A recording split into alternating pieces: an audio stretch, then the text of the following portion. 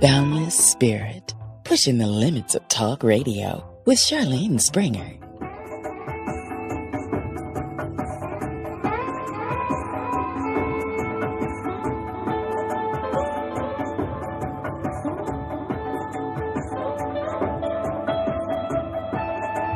This is David Manning, and you're listening to Boundless Spirit Radio with Charlene Springer. Welcome to Boundless Spirit Radio with Charlene Springer. And wow, have we got a show for you today. We've got David Manning here. And David he's all about energy. He is all about what we can do to heal some of these ancient wounds that we've had that actually take us through to who we think we are and who we are actually recognizing now that we're not.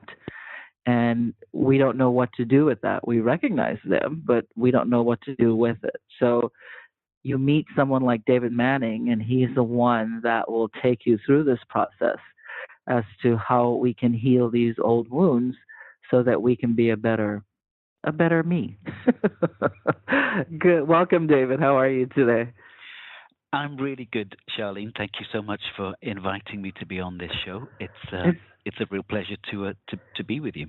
Yeah, it's wonderful. It's so interesting that this is who you are, and ironically that you are on the show today because actually for the last, I'd say maybe 8 months, I've been asking that question. And the question has been in my way, I look at, for instance, ethnically dark skin. So what happened is I was looking at a video on Facebook, and it was showing, a West Indian mom hitting her daughter, saying, this is really, you put nude pictures of yourself on Facebook, so I'm going to beat you on Facebook so your friends can see. Mm-hmm. And, she was smacking her. And if you grew up in the West Indies, you could relate. You knew this happened in your life. And I was amazed that a lot of my friends, Caucasian friends that are in the States and Europe, they were appalled by this so-called beating. And I didn't consider it a beating. I was like, it's a spanking for a kid that did something really bad. So when I looked at that, I said, well, how come only certain people are offended by it and other people, this is normal? And why is this normal? And those are the questions I kept asking. And it kind of took me almost back to DNA, that it was something in that DNA. So, this is where we can start. What's going on there? And what are we seeing with patternings? And have you noticed that people are waking up to recognizing, oh, there's something really wrong here? Yeah, I mean, the awakening is certainly happening in a way that, it's been going on for years, but it's really getting underway in a remarkable way now, and it's happening very quickly for a lot of people. But that's a really, really interesting point that you bring there, Charlene, that idea of what is normal for us. Mm-hmm. And what is normal for you might be very, very different than what is normal for me. So I grew up in a family of addicts. Both my parents were alcoholics. There was a lot of violence between them. And even though I knew that I was living in a really crazy, fucked up household, that was normal for me. And we internalize that normal. And so we go on to attempt to replicate that normal often. Now, in our deep history, if you like,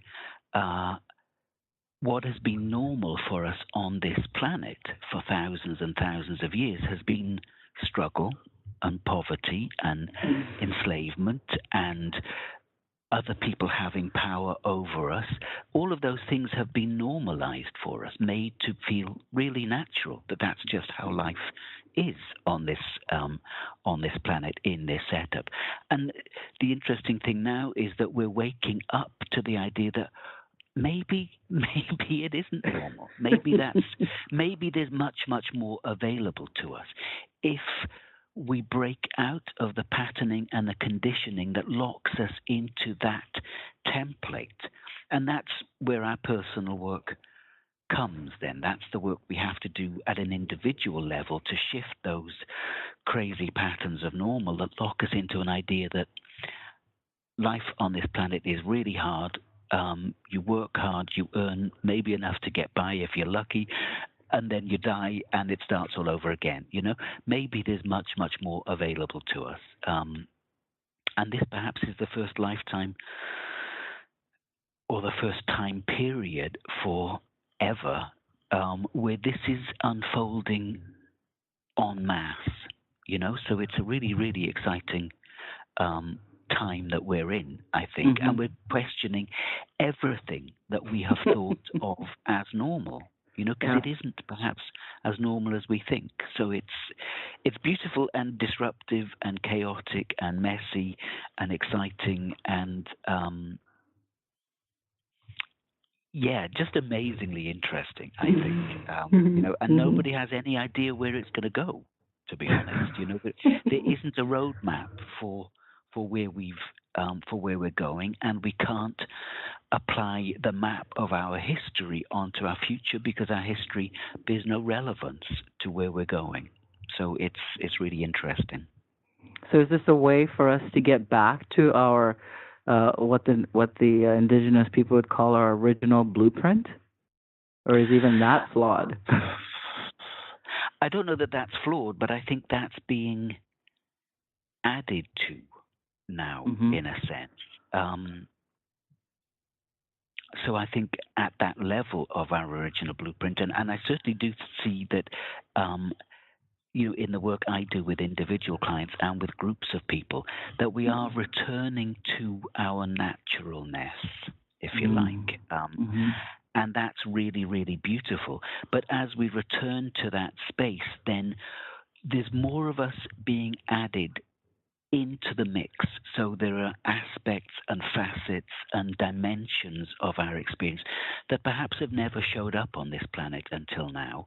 And as we clear the debris of the last, maybe it's since Atlantis, the last 12, 13,000 years, as we clear the debris of that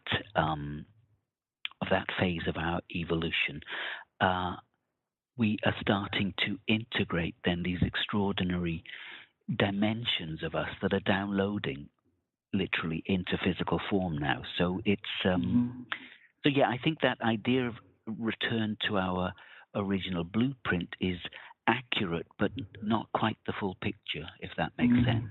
Because our blueprint is being adjusted and expanded, I think. And I say all that with the caveat that, please don't think that I see the whole picture. I don't. I get to see a tiny, tiny portion of some of the extraordinary things that are unfolding on this planet now. But it's enough to keep me happy anyway. And it's enough to give me a bit of an insight that helps in the work I do and the people that I work with. But, there are millions of people now seeing similar things or bigger versions of what I'm talking about. And it's just out there. It's available for everybody now if we're available to it. Now, when did you decide that, or something must have happened to you? Most of the people that I know that can be so much more intuitive and help people on an energetic level, some major crisis happened to them. And in turn, either some of them even died, basically. And in coming back, had these near-death experiences or death experiences. And in coming back, things change. They have more information. So what happened to you? It's an interesting question, too. I mean, my life was a major crisis, to be honest. It really was. It was a really tricky childhood with, as I say, alcoholic, addicted parents and a lot of or witnessing a lot of violence. There was a big pattern of sort of quite extreme sexual abuse, not from my immediate family, but a more distant family member that went on over quite an extended period. And I integrated that as a normal, as you do, in order to survive. And I went on to become, I started on my addictive career at the age of 7 with solvents, and that just ran for a long time. And I was perpetually living as if I wanted to die. And so come the end of my 30s, I was about to get that wish met because I had a full-on liver cancer, and the doctors had said, well, there's nothing more we can do now. You've got a couple of months to live. And the whole journey with cancer has been was an extraordinary and very, very beautiful experience. And there's a teleconference on that, a free call on my website too, which people can happily listen to. But that was my point of surrender, if you like, when I would stop attempting to resist life and just agree to be here. And that was all I did. Once the doctors had said, okay, you're dying, you've got a couple of months to live, I was sitting and surrendering my life. And basically I heard a voice, and I had been hearing voices for a long time, so that wasn't a surprise for me. But the voice said, look, it's your life. Do what you want with it. We don't mind whether you're in a body or out of a body. Just make your mind up, And it was like, oh, my God. And in that second, I realized exactly that I had been living as if I wanted to die. And the beautiful thing about that was that it was made very clear to me that it didn't matter if I chose to die, that would be a really, really valid choice too, and that would be a celebration, and that I would be welcomed back into my off-planetary family, my off-planetary team with open arms. And that was a huge relief, because I thought the life I had lived was such a major screw-up that I would have to return back, with my tail between my legs. But it was made clear that wasn't how it worked at all. But it was pointed out that if you want to live, then the only reason to live is to live with joy. And if you can't do that, you might as well come home. And it was like, oh, and that had never occurred to me before. I had always thought that if somebody were to wring me out like a dishcloth, what would pour out of my cellular structure was, pure unadulterated misery. And I didn't think that joy was available to me. And so I thought, well, it's worth giving it a try. And so I agreed to live. I decided to live, and then the cancer was gone. It just sorted itself out in effect. And my understanding of that is that it was, a change in intention for me, from my intention to be not, or to not be present, to an intention to start showing up for life. And that allowed enough life force to stay in my cellular system to effect a significant change. So it was pretty cool, really. What's interesting is I was doing some work with actually some cancer patients for a couple of weeks, and one of the patternings that I saw with one person is, everything is okay, it's God's will, but they left all the treatments and decisions to be made by other people, doctors, nurses, family members, and they basically had no say in what their life is. And this is probably a pattern that you'll see with a lot of people when a cancer shows up, that they just say, oh, I give it to God, but yet have no say in any part of this, even to the point of not being able to say, I see myself healed in a month or in 6 months or whatever. Which is, and it's we have to face some stark truths here. I mean, both in the States and in the United Kingdom here, where our health systems are under huge strain. And we have been trained to hand responsibility for our health over to a team of doctors. And I've got nothing against doctors. They do a great job, and I think most of them are really, really well-meaning, well-intentioned people. My father was a doctor, and he was a really good doctor, even though he was a drunk as well. But so I think there's certainly a place for medical intervention, but we've been completely encouraged to hand full responsibility for a life over to other people, and particularly in the area of health. And it's my body, and I really believe that we have the complete capability and the responsibility to know exactly what is going on in our bodies at any given time, and that we can track that if we turn our attention inwards and start to really make friends with our body. But for many of us, that's completely foreign territory, and we're terrified of that. So an illness or pain in the body is always a call for attention. It's the system saying, hey, show up here because we need you to be present. And most of us turn the other way and disconnect even further. And that's a real shame. Because they automatically say, oh, well, God gave me this cancer, so I guess if he chooses, then I'll get out of it. I'm like, what? Why would you say that? Yeah. But again, it's that thing of an unwillingness to take responsibility for the choices we've made, the lives we've lived, and that they're showing up in our physical system as whatever level of ill health we're dealing with, and it was interesting because when I had cancer, I heard somebody saying cancer is socially acceptable suicide, and I was really pissed off with that. But afterwards, I thought, yeah, that's really true. It is. And I'm not saying that for all cases, because there are lots of different reasons that people contract or experience cancer.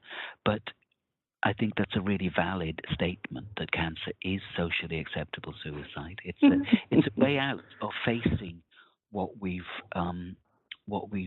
accumulated in our system, all of the hurts, the resentments, the toxicity at every level, and now we're being really challenged with physical toxicity because the planet is so polluted and our food is so polluted and degraded, and all of that sort of thing. So it's a real challenge, but our systems are magnificently wise and extraordinarily capable of making amazing shifts, even when it seems that all hope is lost. So truly, I think it's never too late.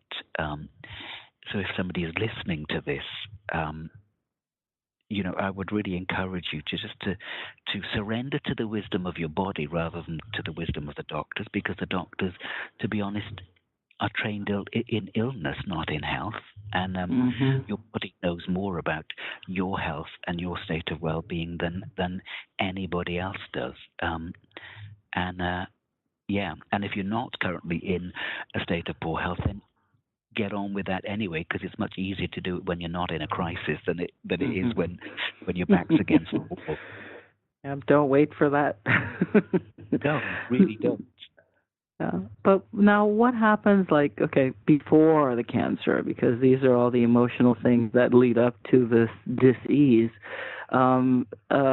You see a lot of people that have recognition, some of it with noticing things with your religious beliefs. I've seen so many people, I call it, you've outgrown your religious beliefs.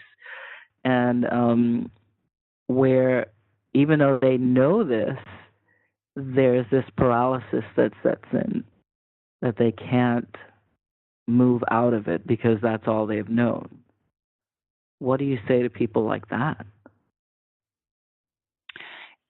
Yeah, I think I'm really fortunate in that I wasn't brought up by we were brought up, nominally Christian, but we hardly ever went to church or anything like that. And I think that the religious emphasis is way, way, way stronger in the States than it is in the United Kingdom, certainly. Mm-hmm.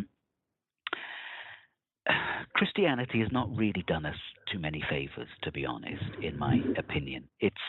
And a lot of the religions are primarily systems of control.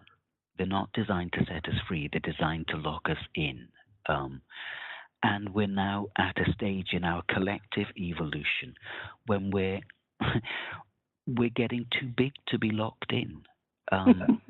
So the strictures and the rules and the regulations are looking more and more stupid. And we're understanding that organizations like the church are deeply, deeply corrupt and always have been, and don't actually have the well-being of the population as their main interest.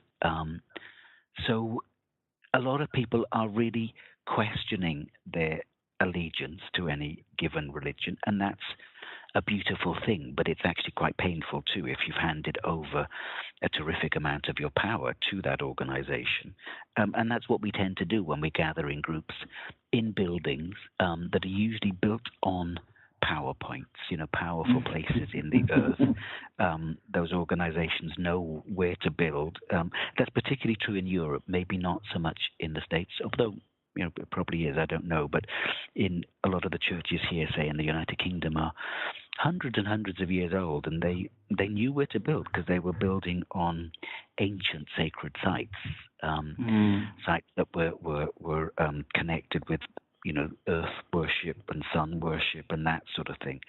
So our ancient ancestors knew of these PowerPoints, and the church just came along and built on top of them. So the energy, the natural vitality of the earth just gets subsumed by the organization of the church and taken in to prop it up, as it were. And we go to these places and add our prayer to that energy, and it's a way of stripping energy out of the individual system and handing it over to a big organization. So now, when we crossed over that threshold, the December the 21st solstice of 2012, all of the maps that got us to that point, well, they became sort of null and void. They had a use, they had a purpose, a point, I guess, but they're no longer valid. And I don't in any way mean to dismiss the teachings of the wise beings around which the institutions of the religions were organized. So the man Jesus, I think his teachings were extraordinary and beautiful, but the organization that sprung into being very quickly after he died over the next couple of hundred years wasn't, or quickly became corrupted, I think, by other energies. And it's now, we only have to look at some of the ancient teachings, and I'm focusing on Christianity because it's the one I know the best. The teachings of original sin, for instance, which is a huge plank of that organization, has been an extraordinary disservice to humanity, and particularly to women. So often when I'm working in somebody's field, I can see the damage that belief system has made possible, because it's disconnected us from the earth. We were trained to believe that hell exists beneath us, so don't go there. And there was this systematic disconnect from the divine feminine, as the earth.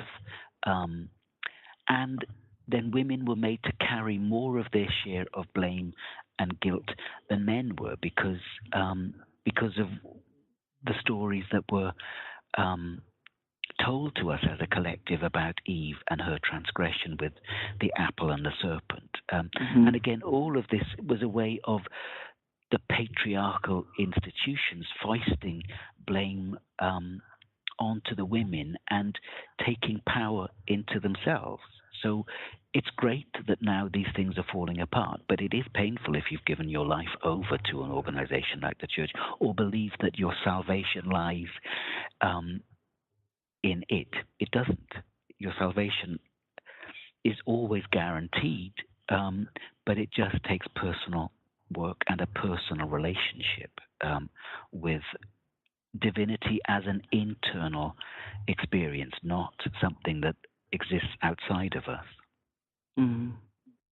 That was a very long answer to it. No, because there's well, you had to give a backstory with it, but you see, I look at the guilt that that people actually feel that they're doing something wrong because they are recognizing that this doesn't quite feel right, but the guilt kind of overpowers their common sense, basically. Yeah. And our need to belong is fierce, very, very powerful. And again, we've got layer upon layer upon layer, lifetime upon lifetime upon lifetime of training that if you step outside of these codes and rules, you will be severely punished, maybe even killed.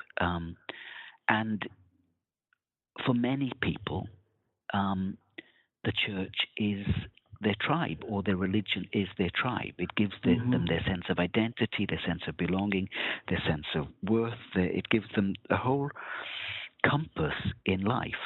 And that's fine. There's nothing at all wrong with that. But if your soul wants you to start evolving, it's going to drive a truck through those zones of safety and say, come on, wake up, because this is a trap. It's not helping you any longer. So that's happening for us. All of the scandals of the child sexual abuse in the churches and stuff. It's shattering people's faith, and that's ugly and painful, as I say. But it's also underneath that there's a really, really beautiful purpose, which is to encourage people to stand on their own 2 feet and have a very deeply personal relationship with divinity as I said, an internal experience, not something that is mediated by any other being other than your relationship with your own higher self.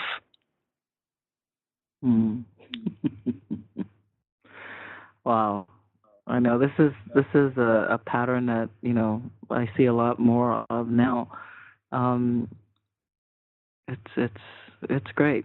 I think it's wonderful. People are waking up. It's just they need people like you to help them through the process of it, because some days you're like, well, where do I start? Well, yeah, exactly.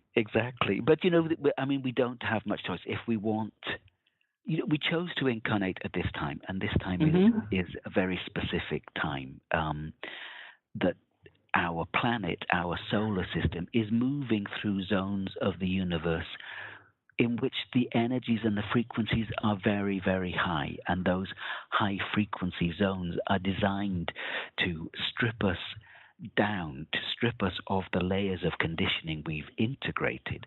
And again, those are thousands and thousands of years of conditioning that we've accumulated, and it sits, I see it when I'm working with people, it sits over the beautiful, beautiful fine stranding of the energy field in thick, heavy layers. And we believe the conditioning is who and what we are. And it isn't. Of course, what we are is the beautiful, beautiful luminosity of the field. And we're returning to that now. And it's happening at this mass level, which is really, really exciting. But a lot of people are just starting on that process. So it looks completely crazy and chaotic. And it can be at the outset really frightening, because everything is challenged. Everything looks like it's falling apart, Yeah. I've seen that. I remember actually going through a divorce and asking myself, who am I?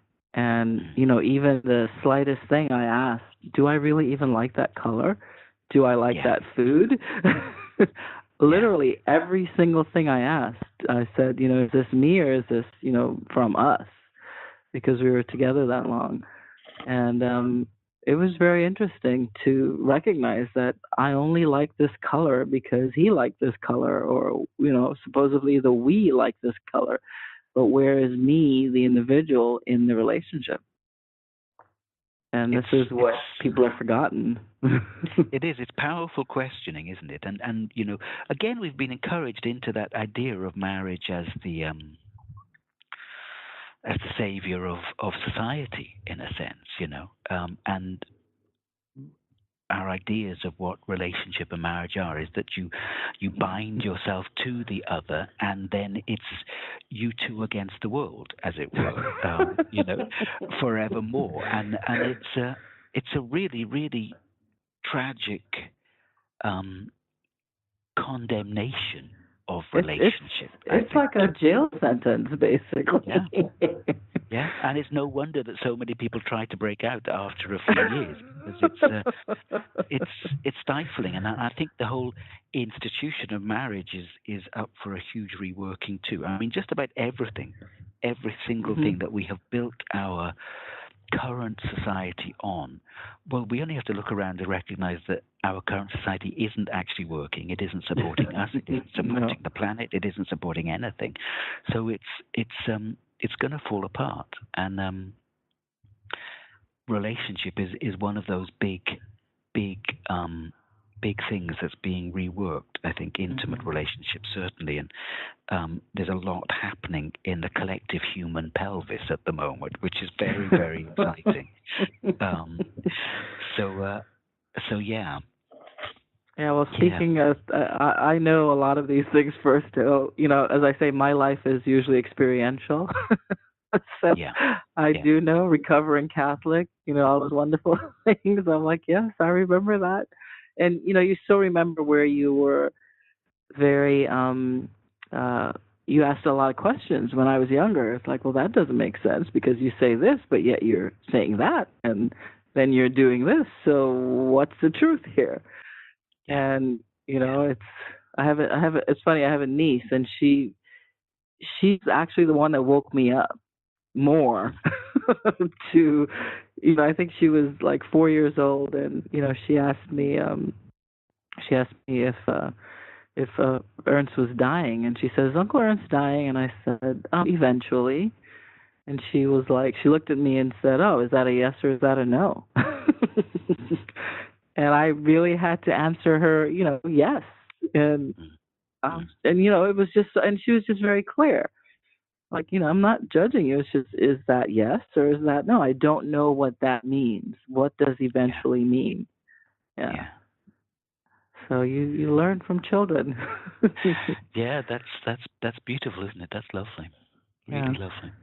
Wow. So now you've been through so much, and you always say, if I can do this, anybody can do this because of how much I've been through in my life, that there is such a thing as joy.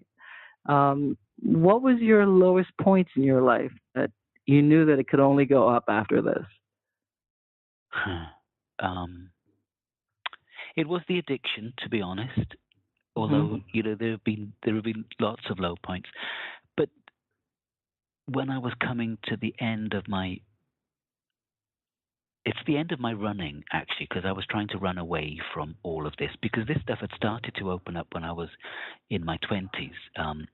As a young child, I'd been very multidimensional, I guess is a good word for it. So I used to have lots and lots of out-of-body experiences, and I would close my eyes and I would see other worlds and other, there were all sorts of stuff going on. And there was always a voice in the center of my head. And then at the age of 7, that voice started to disappear, and it said, we've got to go now. You've got to be in the world. And I felt lost and betrayed by that departure.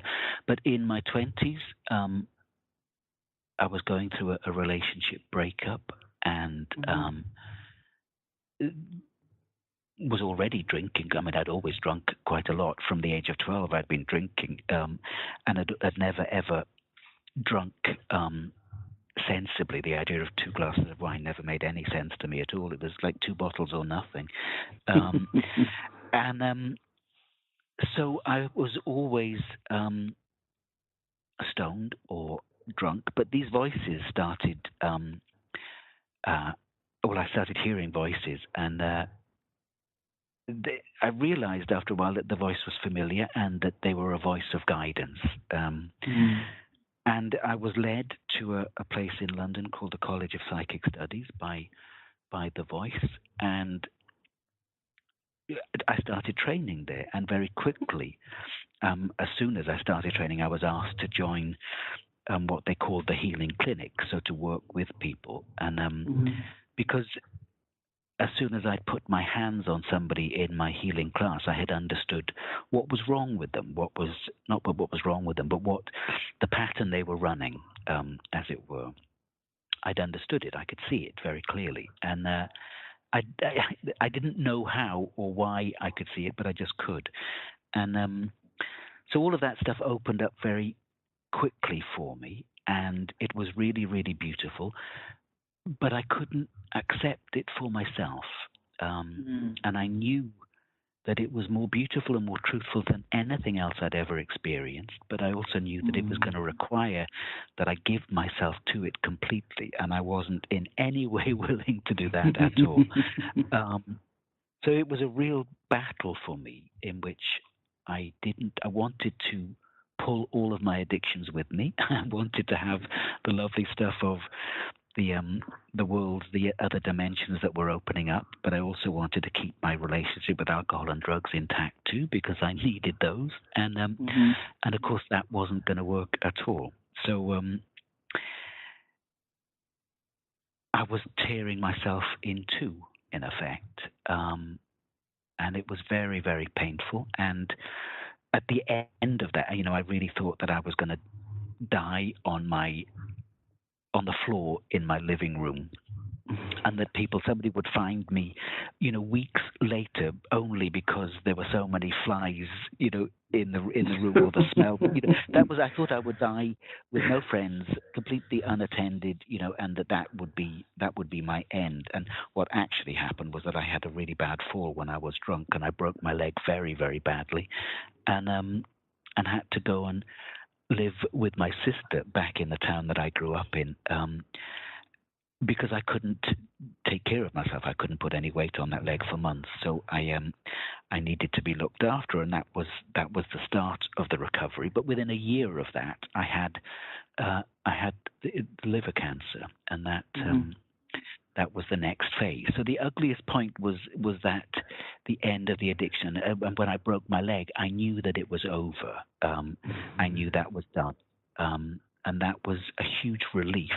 But that last year of my life, I think, was really, really ugly. And then the other low point, there was another really big low point after once I'd recovered from the cancer, I thought, this is going to be a doddle now. Then I've done something really difficult. I faced a lot of demons. I've done something that a lot of people haven't done. And it's good. So life's going to be plain sailing. And of course it wasn't. All of the shit that I would have died in order to avoid just started coming to the surface. And I had 4 years of real grim, ugly clearing work to do, and that was when the deeply suppressed memories of the sexual abuse came to the surface, and that was another big low point, because I understood quite what that is. And I'm going to be doing a teleconference on this, the multidimensional aspects of childhood sexual trauma, because it's a huge pattern. And, the church is engaged in it. A lot of all of the worst things you've ever heard about how this is structured in our society, it is actually true. And it's so ugly that we would rather not believe it was true, but it is. And it's a really unpleasant thing. And that was another low point. It was like a soul reclamation, because a part of me went out of body at the age of 3 when it started, and didn't come back in until the memories started to integrate again. And I understood then why addiction was such a big piece, because I was always trying to fill just the emptiness that I felt inside. And no amount of alcohol or drugs or sex or food could ever fill that emptiness, no matter how hard I tried. And then when that 3-year-old aspect of me came back in, that emptiness was filled. And that was and nothing was ever the same after that. It was beautiful. But to get there, I had to. It was just a really unpleasant trawl. But you have to do it. You know, that's the process of recovery, of literally recovering the ground upon which we've walked and retracing our steps, in effect. Isn't it amazing how we really know how to shut it off? It's beautiful. It's you know, because we wouldn't survive otherwise. Right. And that capacity to splinter and to move into different dimensions, well, that is our multidimensionality. You know, that's it. And it's a glorious and gorgeous thing, and it's happening now on a much larger scale, because there are aspects of us that have not been present, or that had to disintegrate. There are now huge integrations of soul aspects and all sorts of bits of us that have been scattered across the universe. They're now showing up here for this extraordinary shift that we're undergoing. So it's very, very beautiful. But it has to happen first at the level of this life, in effect. You know, the places we've splintered and scattered ourselves in this lifetime, they have to be integrated to form a strong enough container so that the bigger stuff can then start to download. When is that teleconference? And I'll be there, and I know there are a lot of other people that want to be there for this. So do you have a date yet for it? The one on sexual... Yes. I don't know. I haven't got a date. You don't have it yet. Well, as soon as you get it, let us know. I will. I'll keep you informed. It's just that I'm scared of doing it, to be honest, just because I know it's going to be a big piece for me too. It needs to be done, because even yesterday I had someone else who, you know, and you see people that they actually jump their bodies. They're not in their bodies anymore. Yeah. Because of it. And the logical adult mind is saying, I'm okay. Oh, no, I'm okay, and I'll help other people. But then that child that's still in them is like, I'm out of here, you know? Yeah. So there are a lot of people that need help with this. Yeah, and there are all sorts of levels to that piece, because, you know, we understand the human physical level, but there are lots of other dimensions engaged in that, in terms of other races siphoning energy off through all of the sexual activity. I mean, it's a vast picture, and it sounds completely crazy, but it's shocking. You know, it really is shocking. But these are the sorts of things that we have to waken up to as a race, as a collective. You know, this idea that that we're on our own in this sector of the universe is completely crazy. There's a lot of things out there. Yeah, really. And you learn every day. Yeah. Wow. Oh my God. So then, for people who are still puzzled, what is energy for you? What is energy in this human form? Wow, that's what is energy?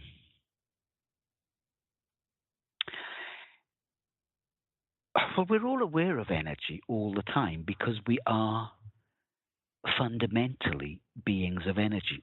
Excuse me, I'm just going to cough here. We are primarily beings of energy, and physical matter is just energy slowed down, energy that's vibrating at a lower rate, if you like. So everything is energy, and science now tells us that in any given physical structure, there is way, way, way more space than there is matter. I was just reading something the other day that if all of the human bodies were compressed, all of the human bodies, that's what, 8 or 9 billion bodies on this planet, if they were all compressed together so that all of the space in us was squashed out, all of the bodies would take up the space of the size of one sugar cube. And yet that sugar cube would weigh, an immense amount because there was nothing but dense matter there. Right. So we are energy, but we've been trained to focus into the 3D world as our only reality. And there have been systematic trainings that have disconnected us from the world of energy, from our intimate connectedness with the subtle realms. So we have been made to think that people that perceive those other realms or are perhaps more sensitive to them are, well, in this country we say they're away with the fairies. I mean, literally, and that's a derogatory term in that they've not got both feet in physical reality. But so it's just about becoming more aware of the subtle nuances of life, and that allowing our extraordinarily sensitive system to unfold a little bit beyond what we're used to. And energy then is those slightly subtle currents that move a bit beyond the level that we're used to paying attention to. So with sight, it's that fuzzy, hazy line around a big tree when you're looking at it in the distance, or if you lean back in bed and raise your hands above your head, and just sort of soft focus as you're looking at your hand, and I'm doing it now as I'm looking up to the ceiling, you can start to see around your fingers, you start to see a soft glow, and that's energy. That's the energy field. So it's always present, and it's very, very easy to begin to sense it because it's our fundamental nature. It is what we are. We've just been trained again to pretend it's not there. Now, thankfully, we're returning to a much bigger version of ourselves. So we know ourselves at this level, and we all automatically read energy all the time. We read each other's energy fields all the time.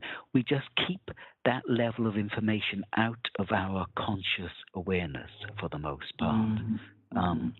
But there are hundreds of thousands of bits of information racing through our systems every second of every day, and we focus on a tiny portion of that in order to navigate our life. So it's just about becoming open to a wider field of information, if you like.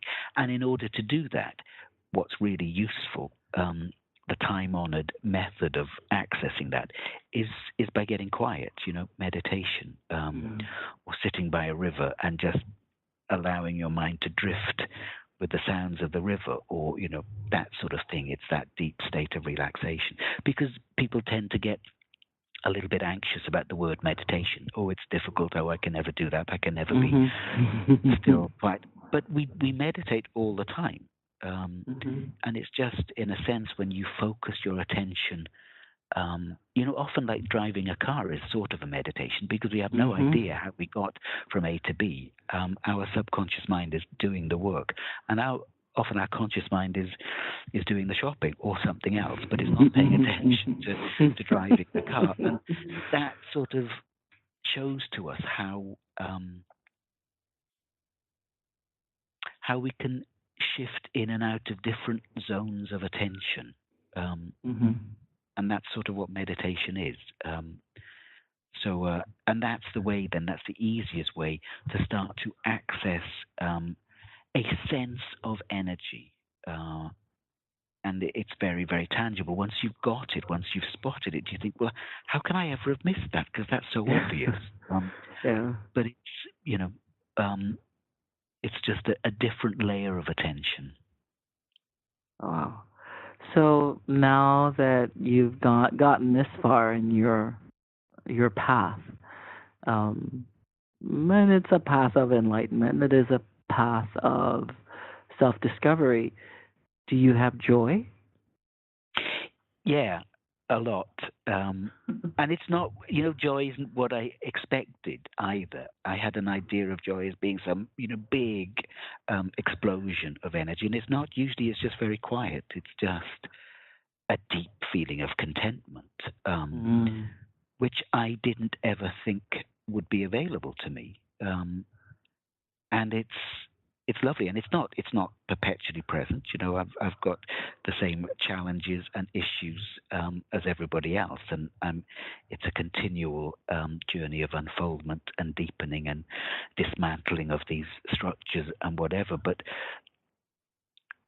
even in really difficult or challenging circumstances, I can usually find that quiet joy, because it's not based in externals anymore. It's sort of knowing that who and what I am is fundamentally okay, is perfect, really. At a personality level, I've got lots and lots of flaws, but at that deeper level, we're all perfect, and life is perfect, and it's unfolding perfectly. And there's a deep connection to that perfect unfolding of life. So even when something apparently shitty, like Donald Trump getting elected, or the United Kingdom voting to leave the European Union, even when those apparently crazy things happen, there's this deep underlying thing of, well, I trust that the universe has got this under its control, and that this was meant to be happening. And I was actually aware that, I was told that Donald Trump would win back in the September, and I was thinking, no, I'm making that up. That's nonsense. So I wouldn't listen to it. And I kept being told, and I was thinking, no, this isn't. And then as we got closer and closer to that election, I thought, oh my God, he's going to win. He's going to win. And so, but I would trust that whatever's unfolding is doing so perfectly. And that, the chaos that's going to ensue is what we need to go through. And I think we do have, a few years of quite chaotic energy to move through. But the important thing to remember at this point in time is that it's very possible for each and every individual to create their own world. Because we do that energetically, and our own world is primarily our energy field. And we are responsible as individuals for what happens in our own energy field and what we create in and through that. And so it is really possible, regardless of what is happening around us, outside of us, in our neighborhood, in our city, in our town, it is possible to exist in a field of relative serenity and peace. It just requires a bit of effort, and a distancing ourselves from the nonsense that's played on our news and through our Facebook feed and all of that sort of stuff, It's deciding what's actually really important for us as individuals. Do you have a daily practice, David? Yeah, it's not a rigorous daily practice. I don't get up and meditate for an hour. I was never, ever disciplined. And I understand, I've always really crucified myself for not being disciplined. But I've come to a place now where I recognize that if I was going to be disciplined, I would have had a different sort of life. And that there's value in being really at peace with chaos. And that was my training in, through my early life, was chaos. So, but my practice it's a regular meditation practice, and all I do for that is close my eyes, and I'm in a different I'm in a different, not a different world, I'm in a different zone of attention. And it just, because I've been doing it for over 30 years now, it's a seamless part of what I am, and I couldn't imagine not having this as a very, it's a very significant tool. I'd be completely stark raving mad if I didn't meditate. And I can meditate on the bus, in a coffee shop, in the bath, in bed, or sitting in, meditation practice, which I do as well. But it's something that happens, throughout the day rather than in 2 half-hour bursts or longer periods. And that's a great way to start. If you're thinking of getting or developing a meditation practice, then do that. 20-minute bursts of meditation are amazing to bring you into that synchronized and harmonious state. And it does require discipline. And I did work with that, at the outset. But I was pulled into meditation. There came a time when this was really opening up, when I couldn't not do it, and it was strange. So in my work hour, my lunch break, I would go to a quiet room in the office where I was working at that point in time, and just close the door and sit for half an hour, and I just couldn't not do it. It was interesting looking back, Is there anything that you would change when you look back at your life now?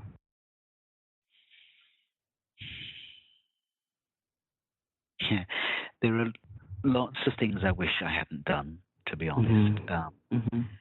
I was extraordinarily destructive, primarily towards myself, and I hurt a lot of people, primarily by not showing up.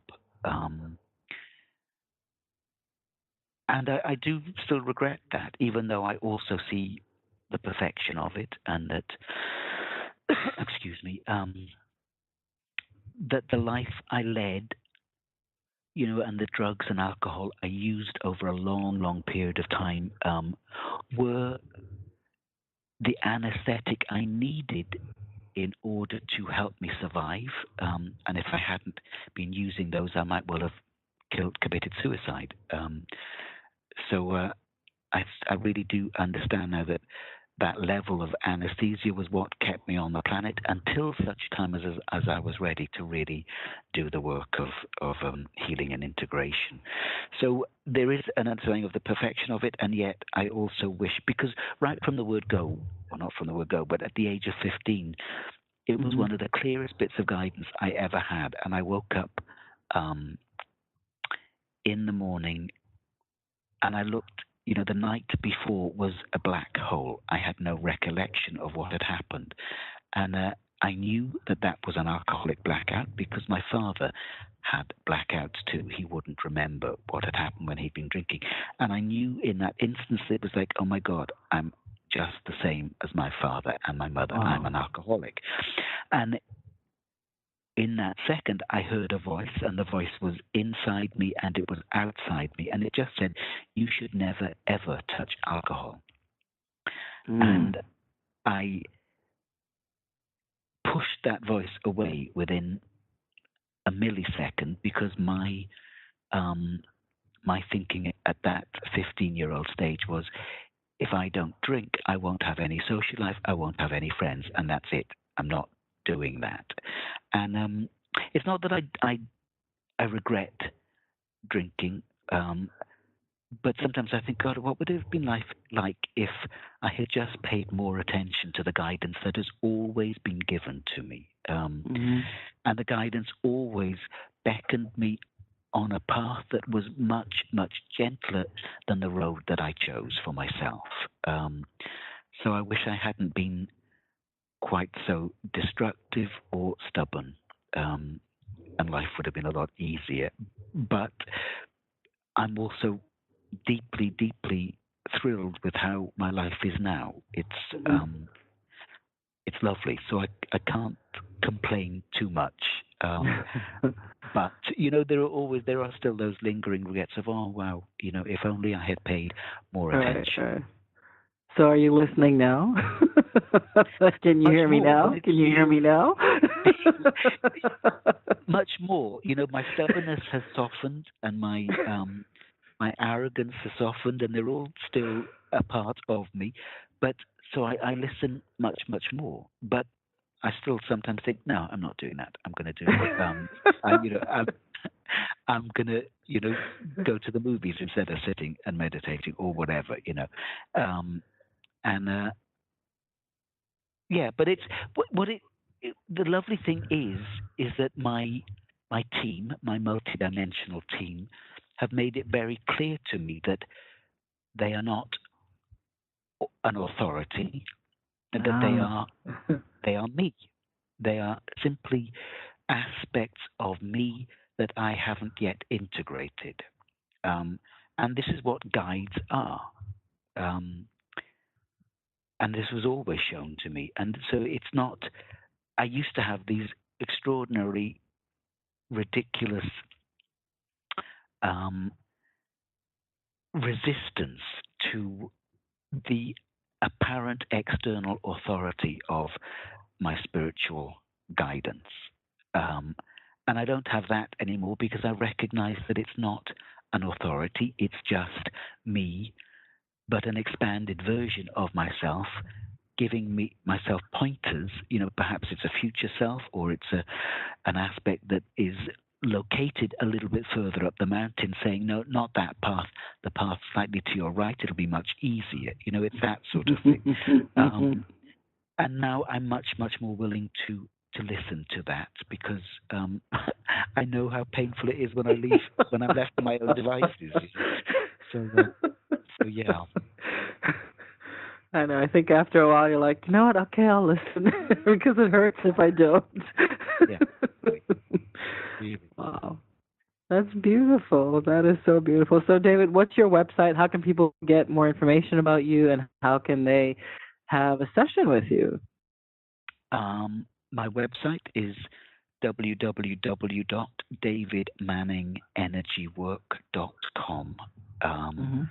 And it's not a fancy website at all. It's nice. It's very nice. Well, and it was.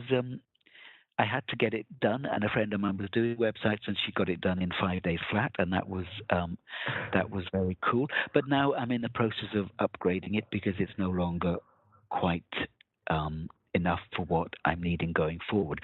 But there, if you take a look, there are a lot of free meditations. I tend to do teleconferences, which are about an hour and a half, 2 hours long, and these are working with big collective patterns, and that's a big part of the work I do. And we move through a collective pattern, and a lot of people are showing up for these teleconferences now, sort of 150, 200 people, and nice. And then a lot of those I make freely available afterwards, and so you can access some of those recordings via my website. And you can also then book a session, 1 session, 3 sessions, 4 sessions, and experience the energy work on an individual basis, because it's very different working one-to-one than it is with a group of 150 people, although people tend to find that, there's a real power that accumulates with a large group of people who have gathered, even though we're right the way around the world. It's amazing that technology is really truly allowing us to experience the understanding that space and time are in effect an illusion, and we create big, powerful fields of energy that I think are going to be a really significant factor in our evolution moving forward. So yeah, that's. And you also have a Facebook page, huh? I have a Facebook page, David Manning Energy Work, and a YouTube channel, which is the same name, David Manning Energy Work. And I have been a little bit neglectful of my YouTube channel, but there will be more going up on there quite soon, as I've just bought myself a new iPhone, so I'm going to be recording videos on that. So, beautiful. So yeah. Great. Well, David, we thank you so much for being with us in this first hour, and your insight and your authenticity with what you do. I think those are keywords that people look for. And hopefully you've inspired enough of our listeners, and you'll see a few of them. Cool. That would be lovely. Yes. Go along to my website and sign up for a newsletter, and then you'll get the all of the latest information. But it's been a lovely hour. I'm surprised the hour's gone very quickly. So, I know. We have so much more to talk to you about in the woo hour. I can't wait for that part. One last thing, David. What would you like to leave our listeners with? Words of wisdom.